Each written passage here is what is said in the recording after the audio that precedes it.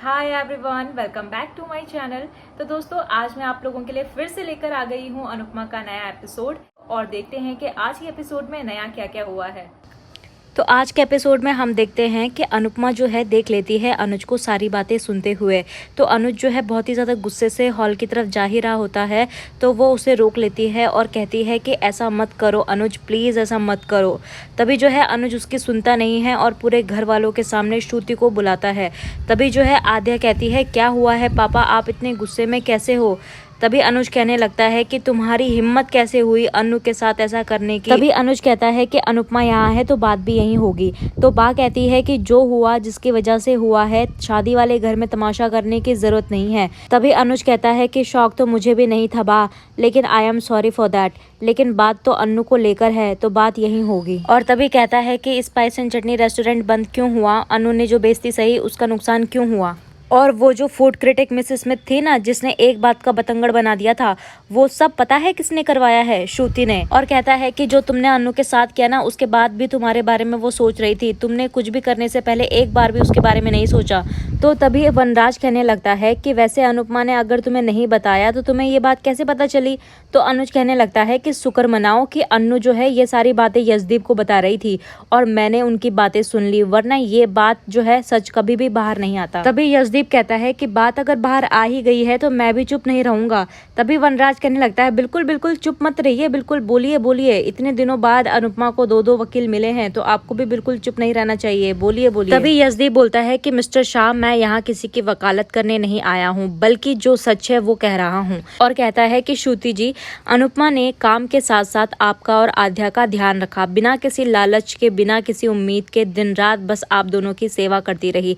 लेकिन अफसोस की बात तो है, जितना ये ऊपर उठी उतना आप नीचे गिरी। तो श्रुति कहने लगती है कि मैंने कुछ गलत नहीं किया, सब कुछ सोच समझ के पूरे होश हवास में किया है।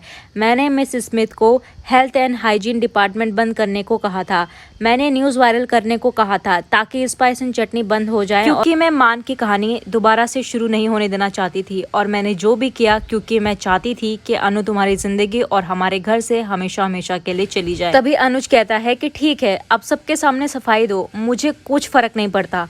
तभी श्रुति कहने लगती है कि तुम भी इसकी वजह हो, क्योंकि हर टाइम तुम अन्नू अन्नू करते रहते हो, अन्नू ऐसी है, अन्नू वैसी है। मैं पागल हो रही थी, मुझे सिर्फ जलन नहीं थी, डर भी था तुम्हें खोने का, और डर था तुमसे दूर होने का, क्योंकि मैं जानती हूँ अकेले होने का डर क्या होता है। मेरे माँ बाप के गुजरने के बाद तुम दोनों ही मेरे हो और मैं तुम्हें खोना नहीं चाहती थी, इसीलिए मैंने जो किया ठीक किया। तभी देविका कहती है कि जलन थी तो लड़ लेती, बात कर लेती, नफरत में भी शराफत होती है।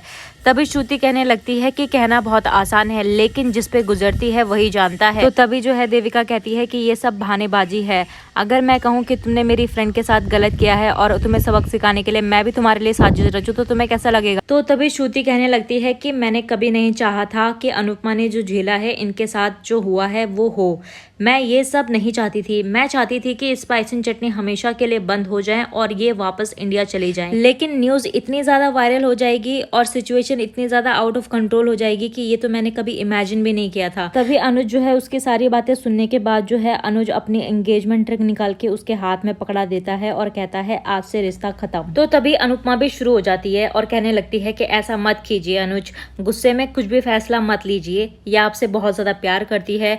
ये देखिए, श्रुति और मेरे बीच जो गुस्सा है, नाराजगी है, वो हमारे बीच ही रहने दीजिए, उसे अपने रिश्ते से अलग रखिए और किसी और के लिए नहीं तो हमारी छोटी के लिए ये रिश्ता खत्म मत कीजिए। और तभी जो है अनुज भी कहने लगता है कि रिश्ता तो भाई अब खत्म हो चुका है। और तभी वहाँ पर देविका को भी गुस्सा आ जाता है और अनुपमा को सुनाने लगती है कि तू क्यों बुआ बन के यहाँ पर रिश्ता मत तोड़ करी जा रही है। तू चाहती है कि अनुज ऐसी लड़की के साथ जिंदगी बिताए जिसको गुस्सा आता है, और लेकिन वो गुस्से में बात नहीं करती और न झगड़ा करती है, लेकिन बस लंबी चौड़ी साजिश करती है और कहने लगती है कि अनुज जो भी कर रहा है वो बिल्कुल सही कर रहा है।